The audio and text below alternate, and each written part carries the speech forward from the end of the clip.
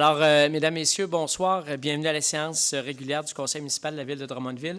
Alors, encore une fois, cette semaine, nous souhaitons débuter notre séance avec une présentation spéciale. Je suis d'ailleurs accompagné pour cette présentation spéciale de notre directeur général, M. Francis Adam, de même que de notre directeur du service de sécurité incendie, M. Georges Gagnon. Et pour cette courte cérémonie, je vais inviter Mme Solange Roy à s'avancer, s'il vous plaît.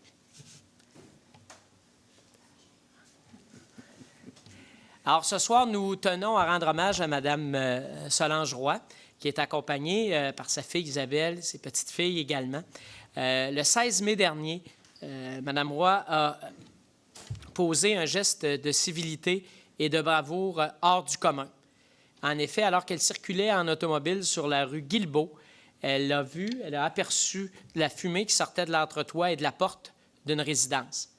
Alors, elle a fait demi-tour. Elle a remis son téléphone portable à une dame qui passait par là, l'invitant à communiquer avec les services d'urgence, les secours, et elle est entrée dans la résidence. Elle a fait d'abord une vérification des pièces du premier étage, alors que la visibilité était nulle dans la maison. Donc, il y avait évidemment une fumée épaisse qui se dégageait, une fumée très dense qui se dégageait dans la résidence. Elle a entendu tousser quelqu'un, ça venait du sous-sol. Elle a été extrêmement brave, très courageuse et elle ne connaissait pas la résidence, évidemment, ce n'était pas chez elle.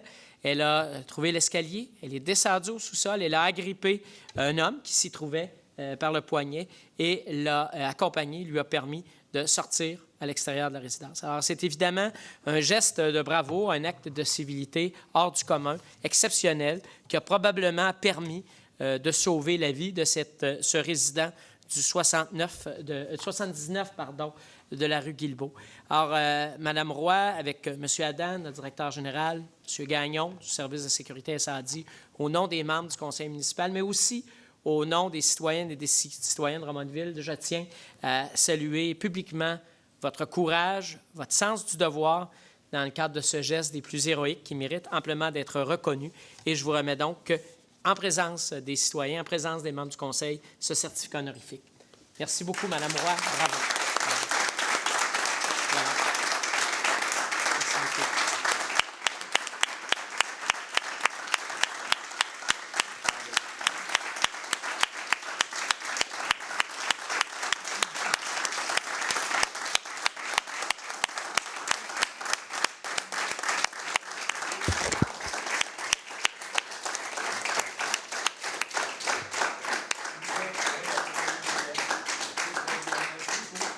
Profitez-en, vous avez eu une ovation, on n'a pas ça souvent. Bravo, félicitations, Mme Roy. Plus souvent. Merci encore, félicitations.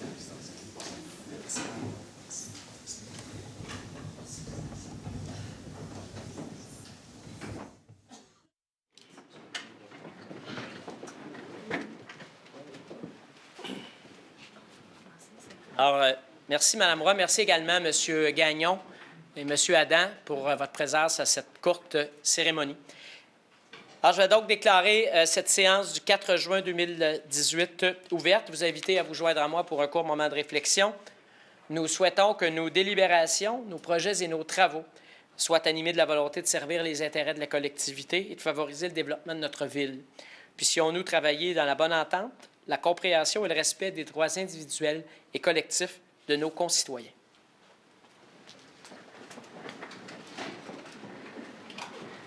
Alors, vous me permettrez de noter ce soir l'absence de la conseillère Isabelle Marquis qui participait jusqu'à tard hier soir au congrès annuel de la Fédération canadienne des municipalités à Halifax. Et donc, Mme Marquis est sur le chemin du retour. Vous avez reçu copie de l'ordre du jour. Alors, est-ce que j'ai un proposeur pour son adoption? M. Martel, M. Pelletier.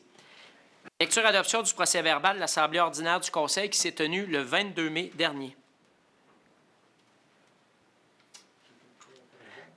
Alors, est-ce que je vais en faire le dépôt, puisqu'il nous semblait être conforme en tout point à ce qu'on a discuté, et je vais libérer Mme la greffière d'en faire la lecture. La dispenser, pardon. C'est proposé par M. Grondin. C'est appuyé par... Je l'ai appuyé. Mme Bernier. Correspondance, Maître Ouellette. Vous avez reçu une lettre de remerciement du comité de bal de la Jonquille. C'est tout. Merci. Le dépôt du procès-verbal du comité exécutif du 29 mai 2018. Monsieur Grondin. Oui, on a procédé, Monsieur le maire, à la nomination des différents postes. Il y a des recommandations pour les nominations qu'on verra aujourd'hui. On a discuté de la reconfiguration de la structure du service des COM, certains points juridiques, de vente de terrains industriels, de demande de subventions, de protocoles et des points culturels qui nécessitaient des décisions financières, des points qu'on va revoir aujourd'hui. Alors, j'en fais le dépôt. C'est déposé. Appropriation d'une somme de 236 500 $ au Fonds d'action environnementale pour divers projets qui sont prévus au budget 2018. Monsieur Husk. Et je vais le proposer, c'est pour évidemment différents projets, entre autres les dossiers de matières résiduelles, le débranchement des gouttières, l'échantillonnage de la qualité d'eau pour la rivière Saint-Germain. De l'appui. Donc, Monsieur Husk, Madame Bellavance. Résolution autorisant l'annulation de soldes résiduaires de règlement auprès du ministère des Affaires municipales et de l'occupation du territoire, le MAMO. Alors, il s'agit de réduire, au fond, ces règlements d'emprunt-là de 3 700 000 $. Ça correspond à près de 20 des projets, dont la majeure partie des montants provient d'économies qui ont été réalisées ou de subventions qui ont été obtenues et qui n'avaient pas été prévues, donc qui ont été obtenues suite au travail acharné de l'équipe de la Ville. Et donc, ça a permis de réduire les coûts. Donc, des projets là, qui totalisaient environ 19 millions de $ pour lesquels il y a eu des économies totales de 3,7 millions. C'est relativement important. Je vais en faire proposition. Je vais appuyer. M. Grondin, M. Martel. Radiation de comptes à recevoir. C'est une opération annuelle suite au dépôt des états financiers. Je vais le proposer. M. Martel. L'appui. M. Pelletier. Dépôt de la liste des dépenses autorisées de la liste des paiements. M. Morales. Je dépose la liste des dépenses qui ont été autorisées par les délégataires désignés en vertu des règlements de délégation de pouvoir ici pour la période du 29 avril au 26 mai. Cette liste totalise un montant de 14 897 304 $. Aussi, je dépose la liste des paiements effectués au cours de la période du 29 avril au 26 mai 2018 relativement à des dépenses préalablement approuvées. C'est proposé par M. Morales. C'est appuyé. C'est appuyé par M. Grondin. Là, c'était déposé. Il n'y a pas de... C'est un dépôt. Merci, Maître Ouellette. Dépôt du rapport du trésorier au 31 mars 2018. M. Carignan. Oui, je vous dépose le rapport trésorier au 31 mars 2018. La cible devrait être à 25 %. On est à 24,9 %, donc en plein sur la cible. Merci. Donc, c'est déposé. Mandat à l'Union des municipalités du Québec afin de procéder à un appel d'offres regroupé pour le service d'assurance collective. Je le propose. M. Husk. De l'appuyer. Mme Bernier. Fourniture et installation de feux de circulation aux intersections des boulevards Saint-Joseph et des Chutes. Et alors, un bref aperçu du dossier. Dans le fond, c'est une grande amélioration pour la circulation dans le secteur Drummondville-Sud. Et ça va permettre, entre autres, une amélioration de la sécurité des piétons et cyclistes à l'intersection des Chutes et Saint-Joseph. Alors, on a reçu 4 soumissionnaires. Je vais proposer le plus bas conforme qui est Électrosystème PL Inc. au montant de 258 519 $. Oui. M. Husk, Mme Bellavance. Fourniture et livraison de matériel de signalisation. Dans ce cas-ci, on a eu 4 soumissionnaires conformes. On a 3 lots distincts. Alors, le lot A, je propose groupe signalisation de l'Estrie Inc. au montant total annuel moyen de 17 869 $. Lot B, groupe signalisation de l'Estrie Inc. au montant total annuel moyen de 3 789 $. Et finalement, le lot C, Signal Service au montant total annuel moyen de 20 993 $. M. Husk. Je l'appuie. M. Pelletier. Nettoyage et inspection télévisée des réseaux d'égouts et des regards par caméra conventionnelle et à téléobjectif. Dans ce cas-ci, il s'agit d'un projet qui est entièrement payé par la taxe d'assises sur l'essence. On a eu 3 soumissionnaires conformes. Je propose ainsi Can Explore Inc. au montant de 358 630 $. M. Husk. Je l'appuie. M. Pelletier. Je vais maintenant faire le dépôt de la liste d'embauche des employés étudiants et surnuméraires. Signature d'un contrat d'engagement contre la violence et le harcèlement sexuel au travail. Je Faire la proposition, la Ville a été sollicitée pour appuyer cette démarche-là que des groupes communautaires de Drummondville et de Ferrier-Bouteille le font dans le cadre de la semaine de promotion pour les victimes d'actes criminels. Et ils ont choisi ici, sous le thème de changer la culture, de faire la promotion dans les lieux de travail, de ce changement de culture où tout le monde se sent protégé et en sécurité, où on refuse la violence et le harcèlement. Et la Ville a déjà des politiques de harcèlement. Alors on est chanceux et heureux de pouvoir y participer. Qu'on a d'ailleurs intégré au Code d'éthique des élus également au cours de la dernière année. Appuyé. M. Grondin, c'est appuyé par M. Martel. Je remercie d'ailleurs M. Grondin d'avoir participé au nom de la Ville à cette activité en mon absence. Nomination de Mme Diane Fauché au poste permanent de technicienne aux loisirs, au service des loisirs. Je propose. J'appuie. Mme Lacoste, appuyée par Mme Lassombe. Nomination de M. Dave Hood au poste permanent de préposé à l'entretien préventif à l'usine de traitement des eaux usées. Proposé. M. Martel. J'appuie. M. Grodin. Nomination de M. Renaud Boucher au poste permanent de chauffeur de camion au service des travaux publics. Propose. M. Morales, M. Martel. Nomination de Mme Marie-Pierre Daudier au poste permanent de technicienne en documentation à la bibliothèque. Je le propose. Mme Bernier. Appuyé. M. Martel. Nomination de M. Yves Caron au poste permanent de chef de division de l'approvisionnement au service des finances. Il y était déjà à titre d'adjoint. Il remplacera M. Gabriel Artaud qui nous a quittés pour relever d'autres défis. Propose. Je l'appuie. M. Morales, Mme Lassonde. Signature de l'entente de règlement de grief BL 1703. Appuyé. Martel, M. Pelletier. Suspension sans solde d'un employé col blanc. Je vais l'appuyer. M. Martel, M. Grodin. Abolition d'un poste d'agente aux nouveaux médias au service des communications. Mme Lassonde. Appuie. Mme Bellavance, et ce poste est remplacé par un poste de cadre permanent d'agente aux communications numériques au service des communications. Et on y procède à la nomination de Mme Caroline Cloutier, qui occupait le poste qu'on vient d'abolir. Je le propose. M. Martel, M. Pelletier, appuyé par M. Martel. Signature d'une entente de permission d'occupation intervenir avec la Société québécoise des infrastructures. C'est relatif à l'immeuble situé au 270 rue Lindsay. C'est dans le cadre des travaux qu'on fera sur la rue Lindsay. C'est en lien avec l'édifice de l'Office des personnes handicapées du Québec. Mme Lassonde. Appuyé. M. Pelletier. Désistement de la Ville de Drummondville dans sa requête introductive d'instance modifiée à l'encontre de messieurs Marc Savard et Yves Vachon. Je vais le proposer. M. Martel. Je vais l'appuyer. M. Grodin. Résolution autorisée à la signature d'une entente de reconnaissance et subvention à intervenir avec le regroupement interculturel de Drummond. Le RID, c'est un montant de 21 000 $. Je propose. M. Martin. Je l'appuie. M. Charret. Signature d'un addenda à l'entente intervenue avec Taxi Drummond pour le transport en taxi collectif, année 2017 à 2022. Ça concerne l'indexation des coûts au 1er juin 2018. Et c'est l'indexation qui est désignée là, par la Commission des transports du Québec. Je le propose. M. Hosque. Appuyé. M. Pelletier. Signature d'un contrat de service à intervenir avec la Société de développement économique de Drummondville pour la tenue d'activités événementielles 2018-2019. Donc, c'est la poursuite des activités comme le défilé de Noël, l'événement des 31 et également le rendez-vous du cinéma québécois. Québec Cinéma, pardon. M. Martel. Je l'appuie. M. Pelletier. Service des loisirs, signature d'un bail de location, intervenir avec Réseau Plein Air Drummond pour la période du 1er juin 2018 au 31 décembre 2021. Je le propose. Mme Lacoste. Je vais l'appuyer. C'est pour le bâtiment Frédéric Bach au Parc de Voiture. M. Grodin. Signature d'un contrat de service à intervenir avec le Réseau aquatique Drummondville pour la surveillance des piscines extérieures de la plage municipale pour l'été 2018. C'est un montant de 344 606 $. C'est en continuité. Mme Lacoste, Mme Lassonde.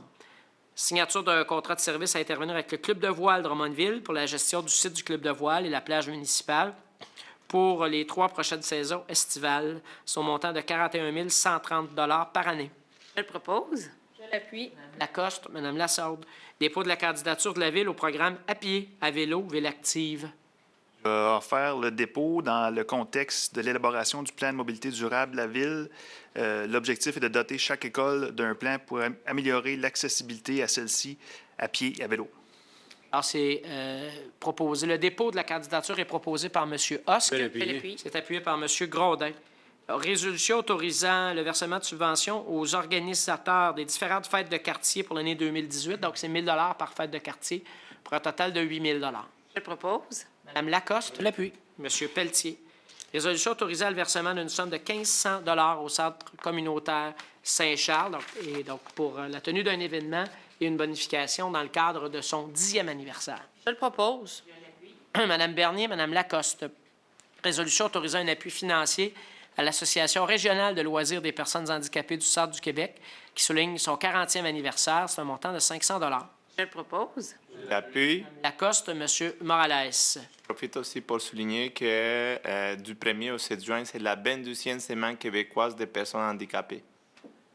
Merci. Évidemment, on souhaite une agréable semaine à tous ces gens-là, mais surtout l'occasion pour plusieurs groupes, plusieurs individus, plusieurs organisations de prendre conscience de la situation particulière des personnes handicapées.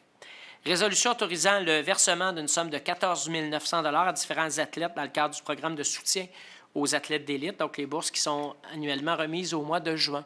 Je le propose. Mme Lacoste, M. Charret. Signature d'un contrat à intervenir avec M. Yvon Brindamour qui souhaite faire le don d'une œuvre d'art à la ville de Drummondville. Je le propose. Je l'appuie. Bernier, M. Martin. Résolution autorisant l'ajout de 4 nouveaux projets à l'entente de développement culturel pour l'année 2018 et avec ça, un budget de 5 000 Ça porte ce budget-là pour les 4 événements est de 10 000 puisqu'il s'agit de la moitié.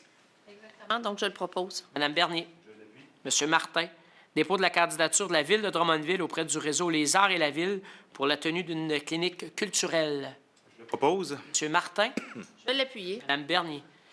Demande de certificat d'autorisation, article 22, au ministère du Développement durable, de l'Environnement et de la lutte contre les changements climatiques pour les travaux d'aménagement du cours d'eau de la fromagerie, branche 6. Je vais proposer la demande. M. Grondin. Appuie.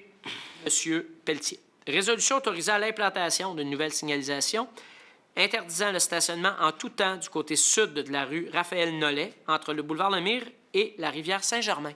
Alors, on espère que ça va régler les problèmes de stationnement en faisant en sorte que les gens vont choisir de stationner ailleurs. Je vais faire leur proposition. Je vais l'appuyer. M. Grondin, M. Pelletier, M. Martel. Résolution autorisant une dérogation mineure qui aura pour effet d'autoriser en cours avant la présence d'un escalier extérieur ouvert autre que celui donnant accès au rez-de-chaussée ou au sous-sol au 231-237 de la rue Mercier. Madame Lassonde. Je vais l'appuyer. Monsieur Martel. Résolution autorisant une dérogation mineure qui aura pour effet d'autoriser en cours avant un escalier extérieur ouvert autre que celui donnant accès au rez-de-chaussée ou au sous-sol et d'augmenter la largeur maximale des galeries mesurées à partir du bâtiment principal au 617-625 rue Herriot. Je l'appuie. Madame Lassonde, Monsieur Pelletier. Et résolution autorisant une dérogation mineure qui aura pour effet de réduire la distance minimale entre un garage privé isolé et les lignes latérales droite et arrière du terrain au 391 rue Notre-Dame. Je propose. Je l'appuie. M. Martel, Mme Lassonde. Résolution autorisant une dérogation mineure qui aura pour effet d'augmenter la hauteur maximale d'un garage privé isolé projeté et la superficie maximale d'une marquise attenant un garage privé isolé projeté. C'est au 27 chemin Gamelin. Je le propose. Mme Bernier, M. Pelletier. Résolution autorisant une dérogation mineure qui aura pour effet de réduire la marge avant secondaire minimale qui est applicable au bâtiment principal dans le cadre de l'ajout d'un garage privé attenant au 2445 rue Cardin. Je le propose. Je l'appuie. La sonde, Mme Bellavance. Résolution autorisant une dérogation mineure qui aura pour effet de réduire la marge avant secondaire minimale applicable à l'implantation d'une remise en cours avant secondaire sur un terrain d'angle et d'abroger l'obligation d'aménager un écran opaque. C'est au 35 de Blois. Je le propose. Je l'appuie. M. Pelletier, Mme Lacoste. Résolution autorisant une dérogation mineure qui aura pour effet d'augmenter la largeur maximale de l'avant-toit d'une marquise attenante qui est projetée au bâtiment principal du 1250 chemin Émigne. Je le propose. Mme Lassonde. L'appuie. M. Martel. Résolution autorisant une dérogation mineure qui aura pour effet d'augmenter la marge avant maximale du bâtiment principal et la hauteur maximale d'une clôture située en cour avant, de réduire la largeur minimale d'une aire d'isolement entre le bâtiment principal et une allée de circulation et le pourcentage d'ouverture en façade du bâtiment, puis autoriser la présence de portes de garage en façade du bâtiment dans le cadre d'un projet de construction d'un bâtiment industriel au 2550 rue Alfred Nobel. Je le propose. Je l'appuie. Lacoste, M. Pelletier. Résolution autorisant une dérogation mineure qui aura pour effet de réduire la largeur minimale de façade et de réduire la pente minimale de toiture de 2 habitations unifamiliales de structures jumelées d'un étage, dotées de garages privés attenants, au 355 et 365 rue du Sémillon. Je le propose. Je l'appuie. M. Hosque, Mme Lacoste. Maintenant, les demandes de permis dans le cadre de plans d'implantation et d'intégration architecturale et PIA. Ce sont des recommandations favorables du Comité consultatif d'urbanisme qui s'est tenu le 24 mai dernier et auxquelles le Conseil donne suite intégralement. Donc, d'abord, nouveau bâtiment accessoire au niveau d'un garage privé isolé au 110 croisement des Hautes-Cimes. L'agrandissement du bâtiment au 4375 boulevard Saint-Joseph.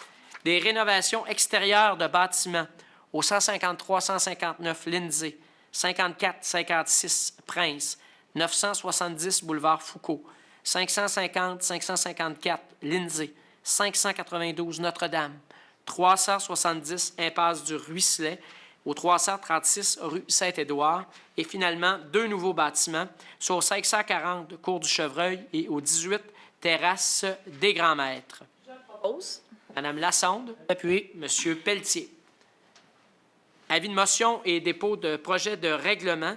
Avis de motion du règlement RV 1850-02 visant le 1150 chemin de la Longue-Pointe. Donc, le règlement a pour objet d'autoriser la présence de constructions accessoires et de bâtiments principaux en bordure d'un chemin privé dans le secteur du Bec-du-Canard, soit pour les immeubles situés au 1120 au 1190 du chemin Longue-Pointe. L'avis de motion est donné par Et l'avis de motion? Monsieur Pelletier. Avis de motion du règlement RV 1850-03 modifiant le règlement 3500 pour ajouter une nouvelle catégorie de permis de commerçant pour les vélos de cuisine et dépôt du projet de règlement.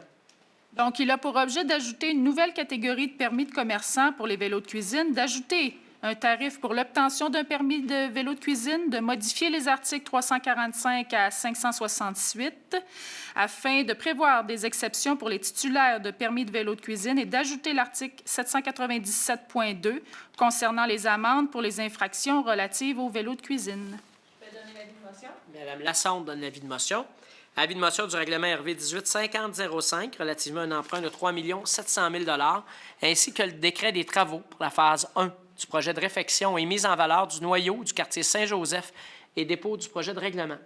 Donc, il a pour objet de financer et de décréter les travaux de la phase 1 dans le cadre de la mise en valeur, comme vous disiez, du noyau quartier Saint-Joseph, qui seront localisés dans le parc délimité par les rues Saint-Damas et Saint-Albert, le stationnement du marché public et le boulevard Saint-Joseph. Ça me fait plaisir de donner l'avis de motion. Quelle surprise! L'avis de motion est donné par M. Martel. Ça fait longtemps que vous y travaillez. C'est une étape de plus ce soir. Adoption du projet de règlement RV 1850-02. Ça concerne le 1150 chemin de la Longue-Pointe qu'on vient de voir. Je le propose. Je l'appuie. M. Pelletier, Mme Lacoste. Maintenant, 3 adoptions de projets de résolution qui sont relatifs à des projets PPC-moi, donc projets particuliers de construction, de modification ou d'occupation d'un immeuble. D'abord, visant à autoriser un usage de type entrepreneur général selon certaines conditions au 550 de la rue Rochelot. Je vais proposer. M. Grondin. Mme Lassonde. Visant à autoriser la construction de 3 habitations multifamiliales sur les lots 3, 8, 9, 8, 2, 3, 7, situés à l'intersection des rues Lessard et Traversy. C'est selon certaines conditions. C'est au 468 rue Lessard. Je le propose. Je l'appuie. Mme Lacoste, M. Pelletier. Adoption du premier projet de résolution, toujours pour un PPC-moi, pour l'autorisation d'un entrepreneur en construction au 20-30 de la rue Bertrand. Je propose. M. Morales, Mme Lassonde. Adoption du second projet de règlement maintenant. Adoption du second projet de règlement RV 1849-78 afin d'autoriser à titre d'usage accessoire à un usage résidentiel de type unifamilial isolé ou jumelé l'activité commerciale, services de soins paramédicaux sur l'ensemble du territoire municipal. Je le propose. Je vais l'appuyer. Mme Lassonde, M. Martel. Adoption du second projet de règlement RV 1849-80-1 afin d'autoriser la présence de 2 habitations multifamiliales de 4 logements en bordure des rues Chassé et Saint-Georges entre Saint-Joseph et Notre-Dame. Je vais le proposer. M. Martel. Je l'appuie. Mme Lassonde. Adoption du second projet de règlement RV 1849-81-1 afin d'autoriser les bâtiments de 4 logements sur les terrains de 3 500 mètres carrés et plus dans la zone commerciale comprenant des terrains situés de part et d'autre de la rue principale dans le secteur de la rue des Coteaux. Je vais le proposer. Dernier. L'appui. Mme Lassaude. Adoption du second projet de règlement RV 1849-85 afin d'autoriser les logements intergénération pour les habitations unifamiliales isolées et d'appliquer le règlement de plan d'implantation et d'intégration architecturale uniquement dans les cas où l'ajout du logement supplémentaire nécessite des modifications extérieures au bâtiment. Je le propose. Mme Lassonde. L'appui. Monsieur Pelletier. Adoption du second projet de règlement RV 1849-88-1 afin de procéder à divers ajustements réglementaires relatifs à la délimitation d'une zone de réserve et au lotissement à l'intérieur des zones de réserve dans le secteur situé entre la rue Jean-Talon et l'autoroute de Joseph-Armand-Bombardier, et ce, à partir de la rue du Cabernet jusqu'à l'axe de la rue du Tressaut et du Chenin. Propose. M. Hosque. Je l'appuie. Mme Lacoste.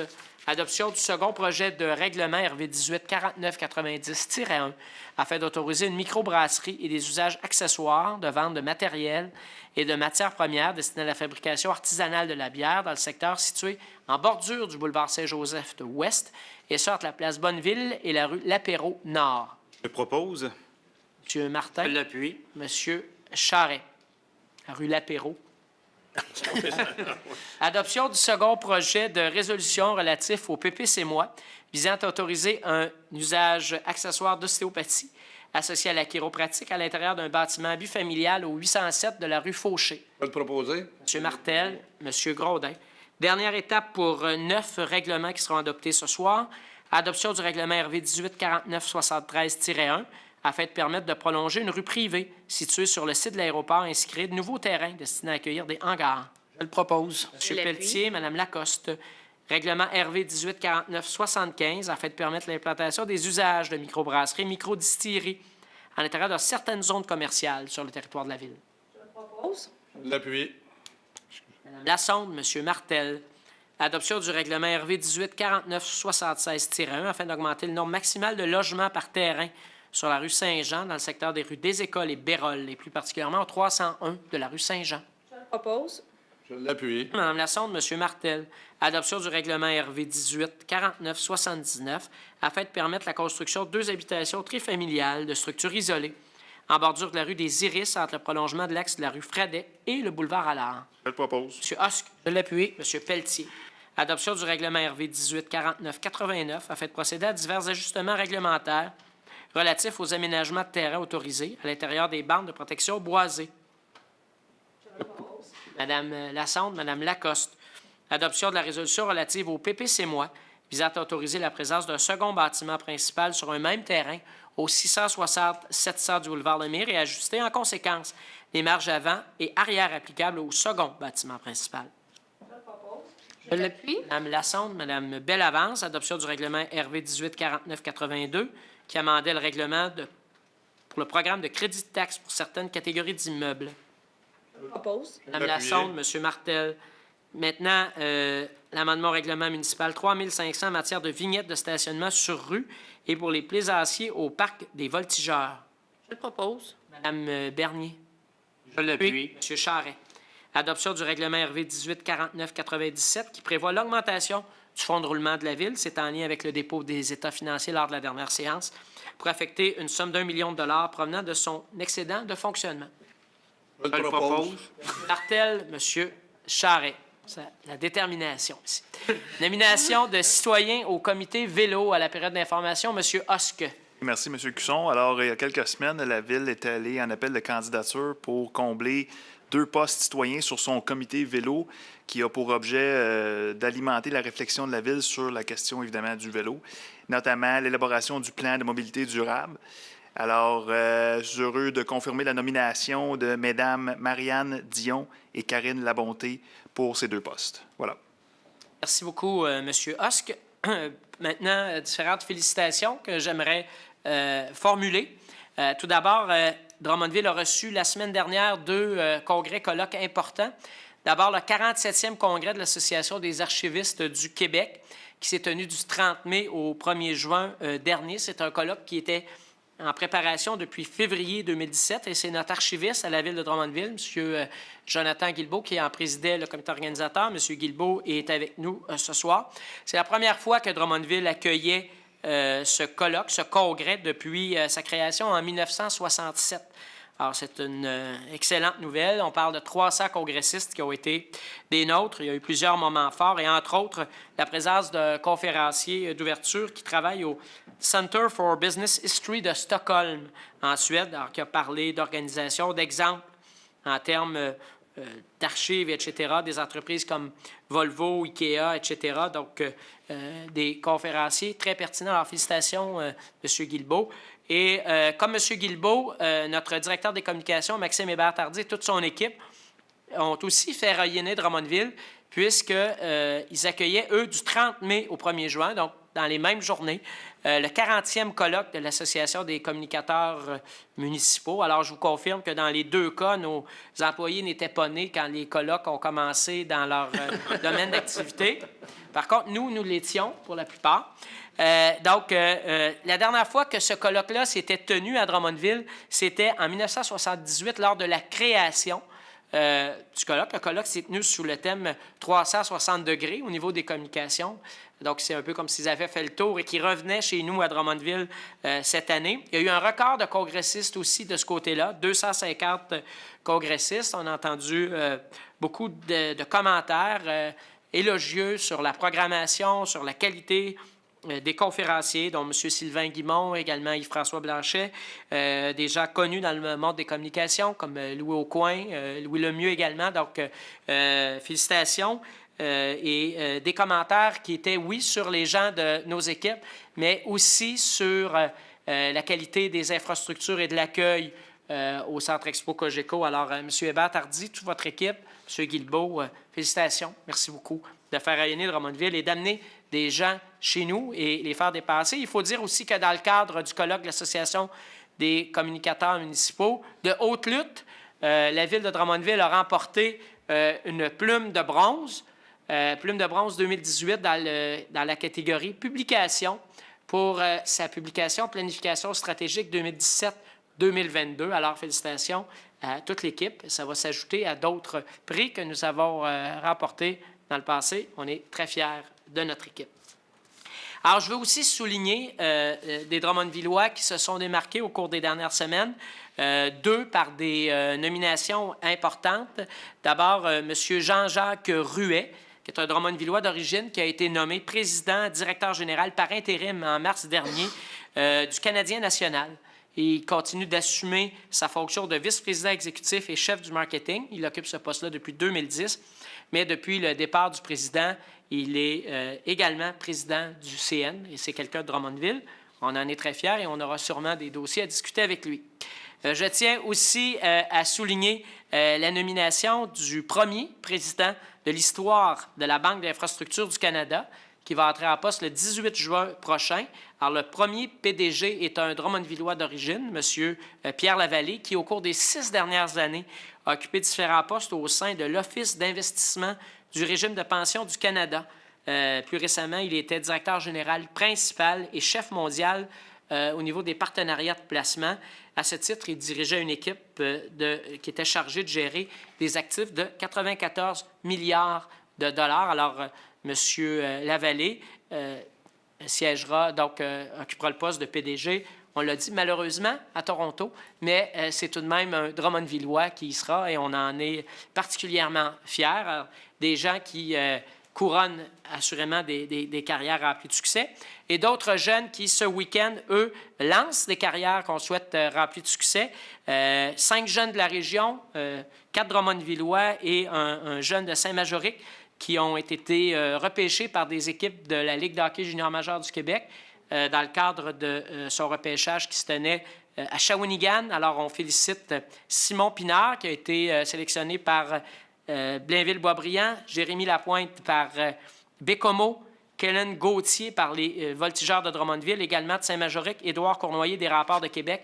Mais vous comprendrez que nous manquons peut-être un petit peu d'objectivité, mais on veut saluer d'une façon spéciale la sélection d'Olivier Adam, le fils de notre directeur général, qui est un gardien de but d'avenir et qui a été sélectionné par l'Armada de Blainville-Boisbriand. Alors, à ces 5 jeunes hommes, nos meilleurs vœux de succès pour l'avenir et une bonne chance particulière à M. Adam, qui est, vous vous en doutez certainement, le premier fan de son fils. Alors, félicitations. On est rendu à la période de questions concernant les affaires municipales. J'invite les gens qui ont des questions à s'avancer, à s'identifier, à nous poser leurs questions.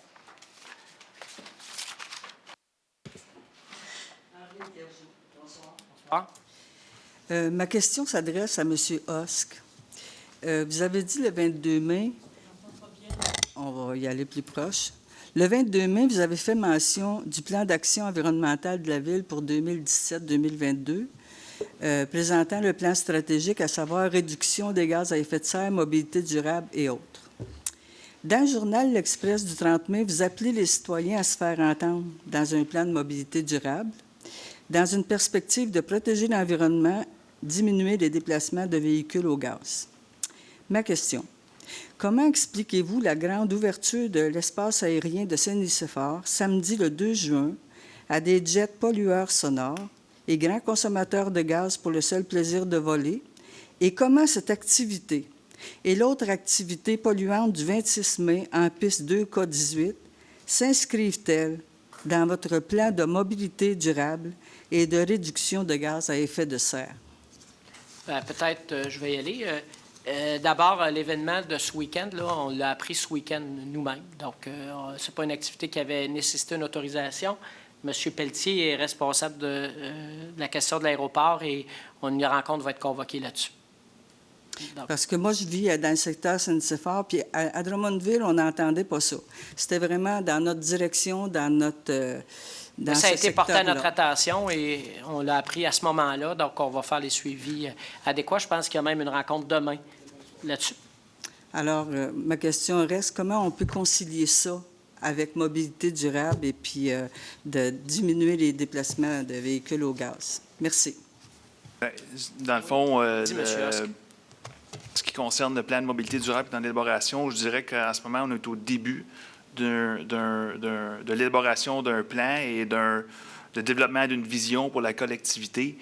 Maintenant, il faut dissocier, je pense, circulation sur le territoire des événements à caractère touristique. C'est évidemment que on va... je pense que, personnellement, je souhaiterais le développement d'activités touristiques qui n'ont pas un impact à caractère environnemental aussi grand que ça. Maintenant, ce n'est pas la Ville qui décide pour la SDED quels événements qu'elle tient sur le territoire. Ce serait à voir avec la SDED si elle pourrait se joindre à la Ville en termes de mobilité durable. Pour nos déplacements nécessaires, ça veut dire que les touristes auraient plus d'importance et de choix de polluer que nous autres pour nos déplacements nécessaires. Mais c'est nous, ce que j'en comprends. On ne vise pas à contrôler les déplacements des gens qui viennent de l'extérieur de la Ville sur le territoire de la Ville. On parle des déplacements des gens sur les Drummondvillois sur le territoire de Drummondville. Moi, je parle d'activités polluantes et économiques, là, mais d'activités polluantes. Mais moi, on ne parle pas de la même chose dans ce cas-là, parce que moi, je parle d'un plan de mobilité durable. Vous parlez des caractères, des événements à caractère touristique. Comme ça, des déplacements touristiques polluants, ça va être accepté. OK. Ça, c'est du transport intermunicipal. Ce n'est pas un plan de mobilité durable d'une collectivité. Ah bon? Regardez, à Montréal... 2 poids, 2 mesures. Je vais vous dire... Oui, c'est ça. Je vais vous donner un exemple à Montréal où ce qu'on fait la promotion en premier lieu de la mobilité durable. Il y a à répétition le Grand Prix de Formule 1. Et c'est un événement à caractère touristique. On ne me fera pas croire que c'est extrêmement bien bon pour la planète non plus. Pourtant, la Ville continue de travailler à plein régime pour la mobilité durable sur son territoire. Mais Mme Plante est en train de vouloir rectifier le tir. D'accord, merci. Pas du tout. Merci.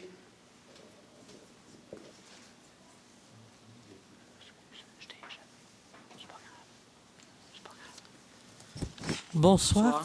Michel Théroux. Écoutez, je veux vous rapporter quelque chose.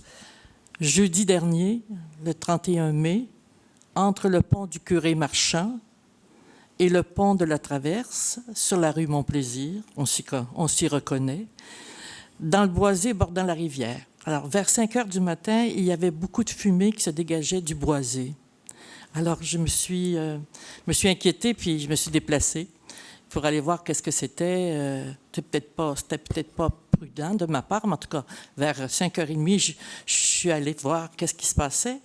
Et il y avait du feu au sol. OK?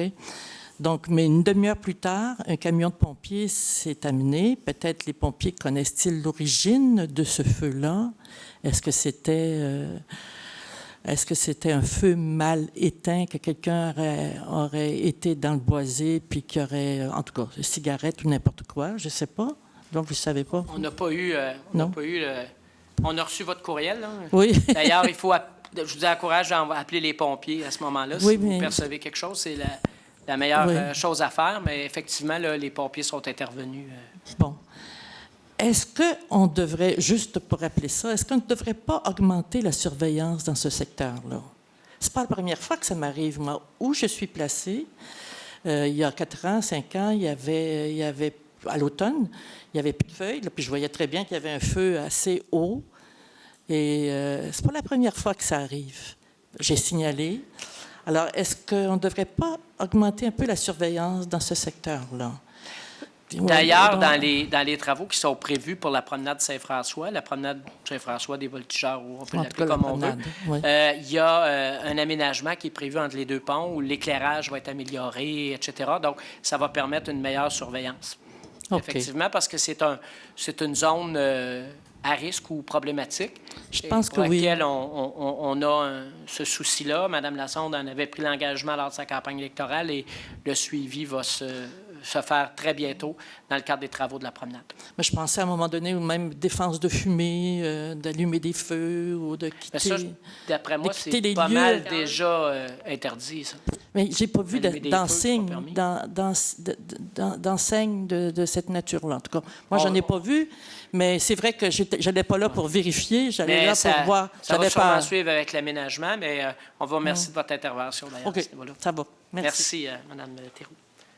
Est-ce qu'il y a d'autres interventions?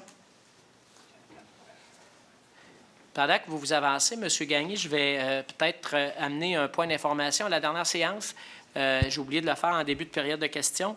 Je pense que c'est vous qui nous aviez posé une question sur des véhicules qui étaient loués et on a revalidé l'information. L'information qu'on avait obtenue n'était pas précise. Alors, les véhicules là, pour lesquels il y avait une location sont pour la plupart, je pense que c'est 9 sur 11 ou 7 sur 9. 9 sur 11? 9 sur 11, ce sont des véhicules là, pour une utilisation temporaire. Il y a seulement 2 véhicules pour lesquels il y avait un achat prévu au cours de l'année et que là, on comblait la période, dont un des véhicules qui avait été accidenté, donc qui a dû être remplacé. Et donc, ça, c'est un premier élément que je voulais vous donner. Vous nous avez posé des questions sur la patrouille bleue et depuis ce temps-là, on a obtenu les statistiques. Donc, les statistiques de 2017 sont beaucoup plus positives. Là, on parle d'une augmentation. On est passé de 30 à 60 des résidences conformes. Cependant, ce qu'a noté le Conseil, parce qu'on en a discuté après-midi, c'est encore une négligence au niveau des nouveaux branchements, ce qui nous paraît tout à fait inacceptable. Et là-dessus, on a voulu être patient, mais sur la question des nouvelles résidences, la patience a atteint ses limites. Donc, un processus qui va être mis en place, ça va être associé au permis de construction et ça sera en vigueur au cours de la prochaine année. Là. Dans les prochains mois, la démarche va être amenée au Conseil et va être adoptée pour mise en place dans les prochains mois.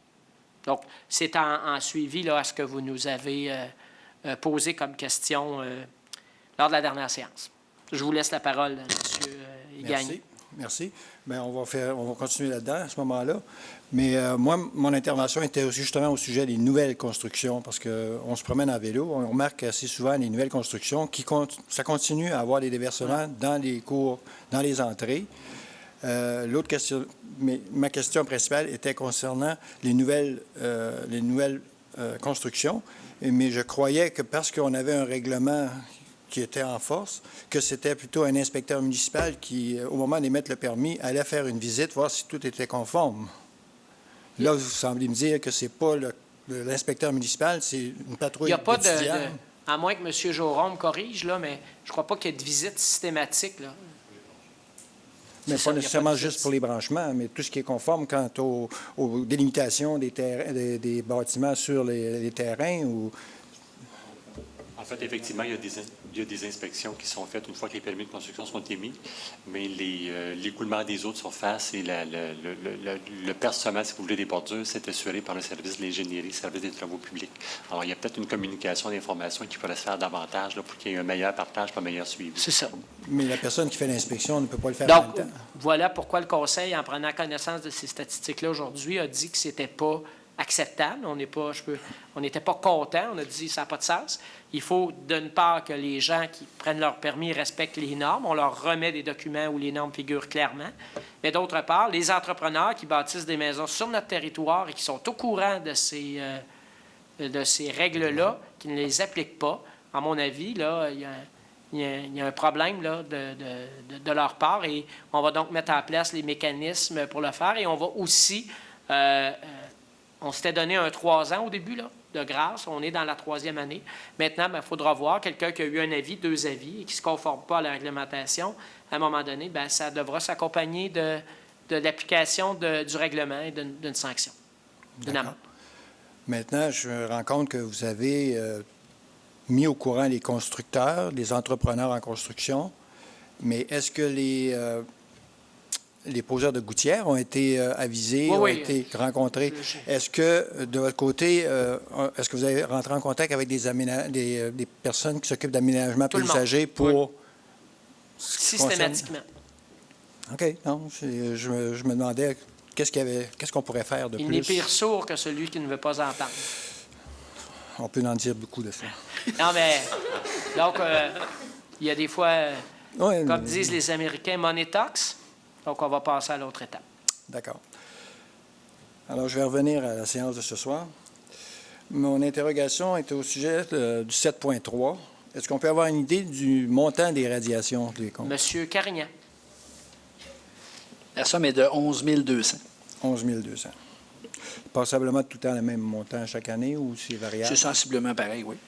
Ça peut être des amendes de bibliothèque, des petits montants. Là. Il y en a des pages et des pages. Là. Il n'y a pas de montant majeur. Non. D'accord. Mon autre questionnement est, vous excuserez mon ignorance, mais à l'item 18.1.2, c'est quoi un vélo de cuisine? C'est pas un vélo qu'on met dans la cuisine pendant qu'on fait manger, j'imagine, là? Il y a des camions de cuisine, hein, les food trucks. Ouais. Et donc, un vélo de cuisine, c'est quelqu'un qui... Un nouveau type. Qui est à vélo, hein, par exemple, un tricycle ou quelque chose, et qui fait la vente de produits, qui peut vendre une crème glacée, qui peut vendre... Et puis ces gens-là vont avoir des territoires déterminés, Tout à fait. des places Tout à déterminées? fait, c'est prévu dans le règlement. D'accord. C'est un projet pilote d'1 an. D'accord. À l'item Varia, j'ai eu une surprise il y a 2 semaines d'avoir une collecte de feuilles au mois de mai. À venir jusqu'à date, je n'ai jamais eu de collecte de feuilles au mois de mai. Est-ce que c'était pertinent? Est-ce que vous avez eu un tonnage quelconque? Est-ce qu'il y a eu... Je vois des gens qui semblent être prêts à répondre. Allez-y, M. Husk. C'est d'un fin observateur, M. Gagné, parce qu'effectivement, la première année qu'il y avait une collecte de feuilles, ça découle d'un besoin qui est exprimé par la population, tout dépendamment des secteurs. Évidemment, la cueillette, maintenant, on sait, il y a comme une modification dans la fréquence, le moment où les feuilles tombent, etc., à l'automne. Fait que souvent, les gens se ramassent avec un surplus de matière au printemps. Maintenant, je n'ai pas de statistiques sur le tonnage qui a été recueilli pour la première opération cette année, mais je sais que les services municipaux ont été sollicités là, à différents moments pour cette cueillette-là. Là. Parce qu'il y a eu quand même quelques cueillettes de résidus avant cette cueillette de feuilles-là. Il n'y aurait pas eu lieu de mettre ça dans le bac de compost avant? Souvent, on parle de plus grande quantité, là, que ce qui peut rentrer rapidement dans un bac. Là. Ah bon? Ouais. Mais j'espère que vous On me allez dit qu'entre autres, le secteur du chemin Heming est un secteur où il y avait des besoins particuliers là-dessus, où il y a eu une cueillette fort importante. D'accord. Je pense que c'est tout. Ça va? Merci. Merci. Madame?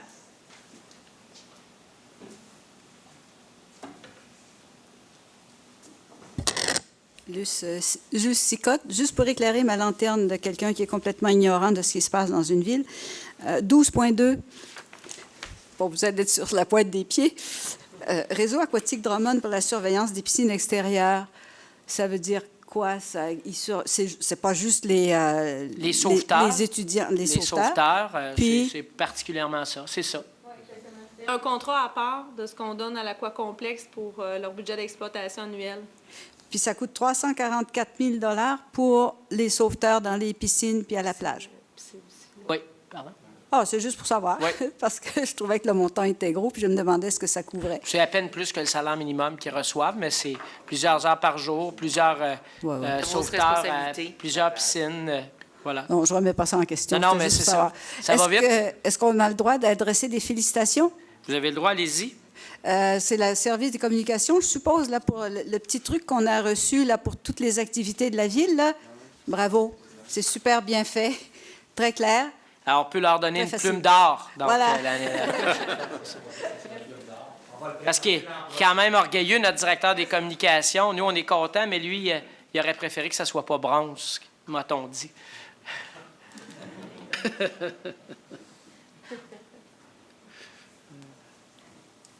Bonsoir, madame. Bonsoir, Monique Camiran. Seulement une petite information, si vous pouvez développer sur le point 10.1. Concernant le regroupement interculturel, est-ce que c'est un projet spécifique ou on parle d'entente de reconnaissance? Subvention au fonctionnement annuel. Régulier? Oui. OK. Est-ce que c'est récurrent? Oui. Oui, allez-y. C'est un montant qui est destiné à la fête de la diversité culturelle également, qui est inclus dans ce montant. Qui vient d'avoir total. lieu. Oui. Merci beaucoup. Dans ce cas-ci, c'est une entente d'une année. C'est pour l'année 2018. Henriette Hiergeau. Ce soir, je veux remettre une pétition signée par des résidents du domaine des Goélands, du secteur Saint-Nicéphore et quelques autres citoyens proches de cet arrondissement concernant l'intense trafic aérien depuis 2017, ce trafic dû surtout au cours de pilotage offert en rafale de jour et de soir, du printemps à l'automne. Par exemple, lundi, là, en après-midi, j'ai compté 50 vols qui se sont succédés en moins de 6 heures. Puis ce même jour, 20 autres vols ont suivi. Cet intense trafic aérien pollue notre air de gaz CO2 et de méthane, s'attaquant à notre cœur et nos poumons.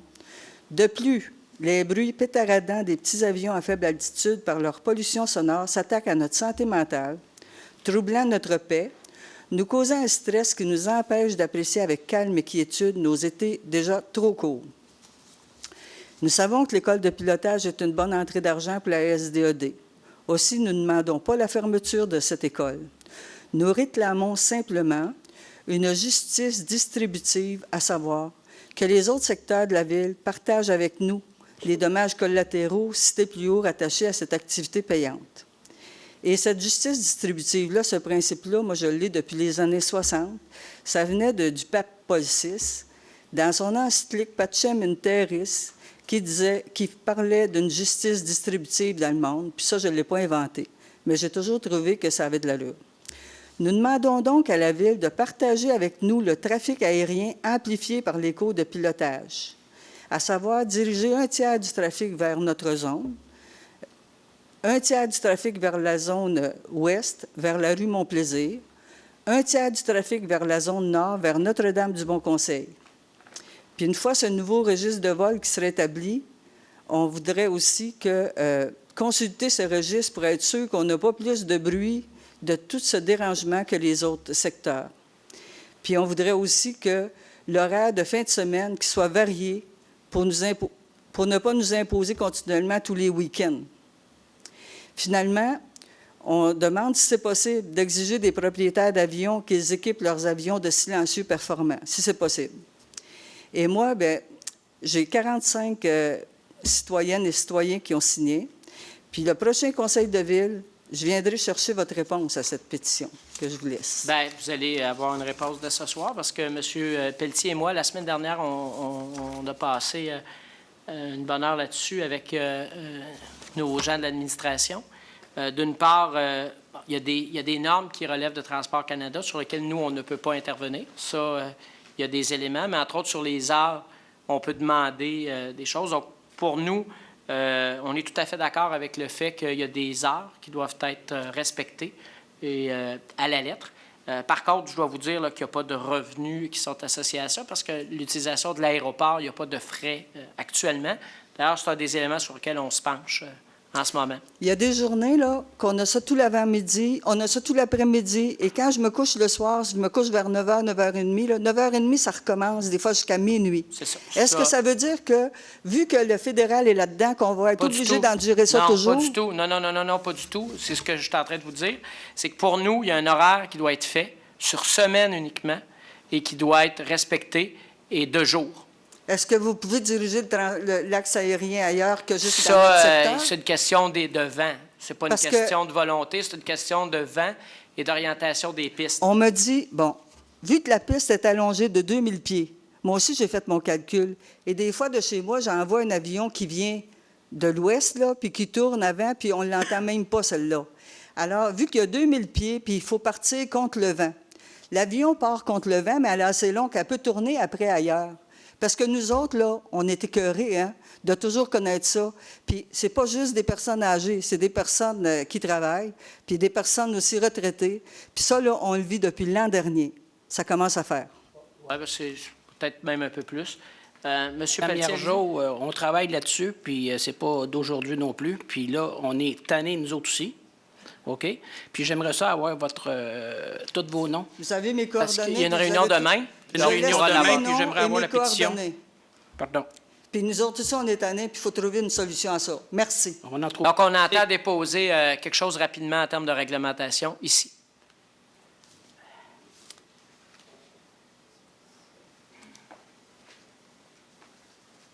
Bonsoir. Berthe est ici.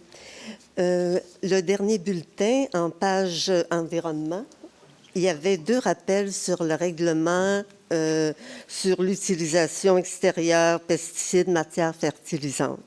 On rappelle aussi le règlement, on rappelle le site où les citoyens peuvent aller se renseigner sur ce fameux règlement. Est-ce que ce ne serait pas possible qu'il soit imprimé, ou du moins une petite partie?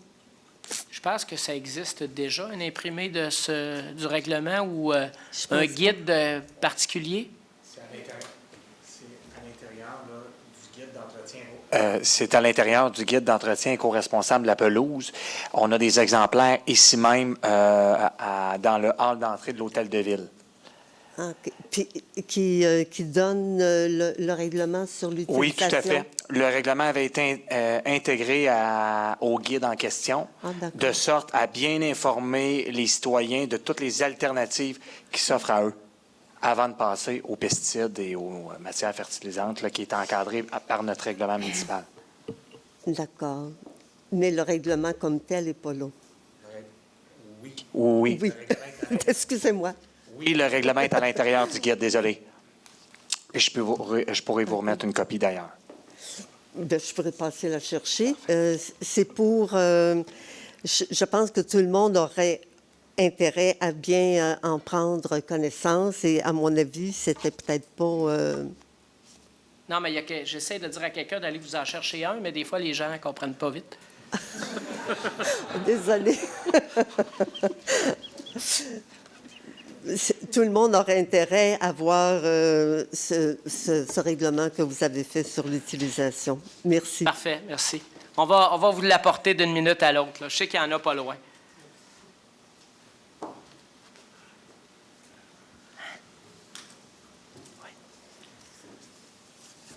Alors, je vous reviens, Michel Thérault. J'ai 2 questions. Premièrement, concernant l'avis public pour le règlement RV 18-49-87 paru le 27 mai, dans la description, il est écrit que le nombre de demandes enregistrées pour le règlement, c'est pour une espèce de référendum pour le 2,5 km entre... Oui. Bon, on se comprend là-dessus, oui. Alors, l'objet du pour que le règlement fasse l'objet d'un scrutin secret, c'est-à-dire un référendum. Alors, moi, je me suis posé la question, j'aurais peut-être pu téléphoner à Mme Mélanie Ouellet pendant le 15 jours.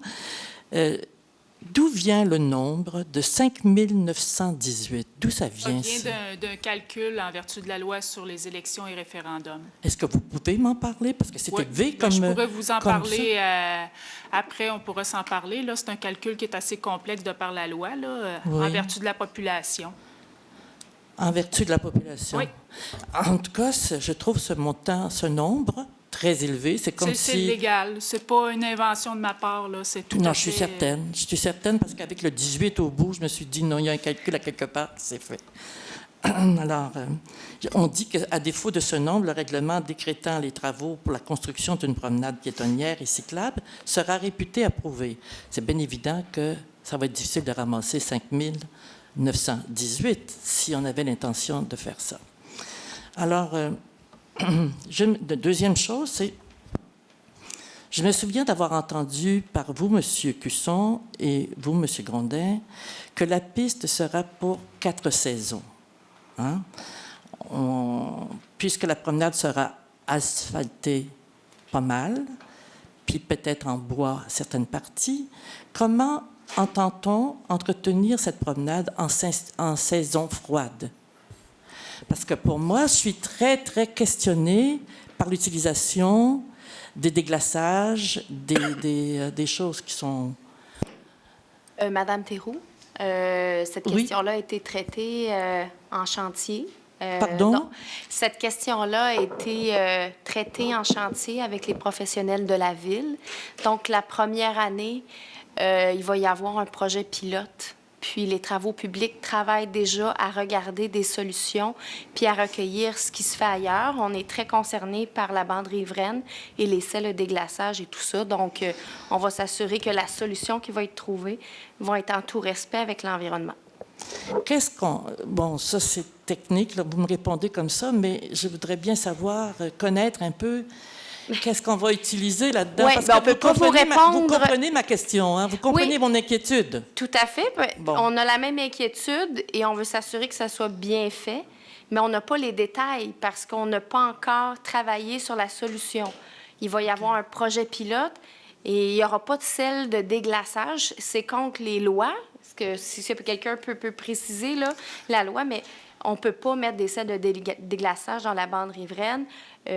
Donc, il y aura pas des études, là, mais une analyse qui va être faite par les travaux publics pour voir qu'est-ce qui peut être fait, mais on n'a pas cette analyse entre les mains. C'est un mandat qui est donné. 4 saisons. Qu'est-ce qu'on prévoit? Merci, madame. Merci. Ça fait plaisir. Qu'est-ce qu'on prévoit faire passer à 4 saisons comme ça? Je veux dire, ça va être encore des vélos ou c'est la marche aussi? Cyclopiétonne. Cyclopiétonne, ça demeure cyclopiétonne? Oui, il n'y aura pas de motoneige. Merci beaucoup. OK. Maintenant, est-ce que le plan... Est-ce qu'on pourrait connaître le plan? C'est-à-dire, est-ce qu'on pourrait prendre connaissance du plan qui a été élaboré, le tracé et tout ça? Est-ce que c'est possible? Hein, Oui, c'est un 2,5 km. Ça suit le bord de l'eau. Il y a eu une vidéo qui a été diffusée publiquement là, qui vous permet... C'est sûr que c'est pas le plan. Non, c'est pas parce que je voudrais voir comment est-ce que c'est... Écoutez, là, c'est... Bien, écoutez, je pense que le personnel de la Ville peut montrer le plan si vous voulez le voir. Après, là. Bien, il me semble que ça serait intéressant à regarder puis voir les matériaux utilisés. Ben, on ne cache rien. Sur la longueur. Alors, on pourra l'avoir la prochaine fois ici. Oui. Merci beaucoup, parce que vous m'avez dit qu'on pourrait aller se promener après, quand ce sera fait, mais j'aimerais bien pouvoir voir. Non, vous n'aviez pas répondu à mon invitation la dernière fois, là. Ça me rassure. Oui, mais je vais le faire avec vous, mais je vais le faire avant. Je vais regarder avant de quoi il s'agit. Alors, je vous remercie de votre attention. Merci à vous. Bonne soirée. Alors, ça met fin à la période de questions.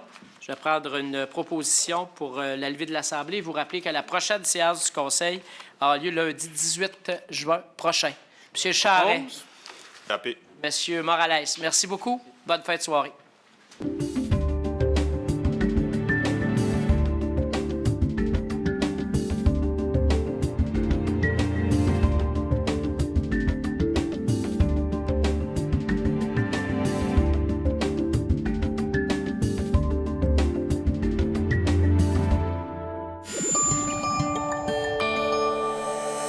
Nous TV, fiers de faire rayonner notre communauté.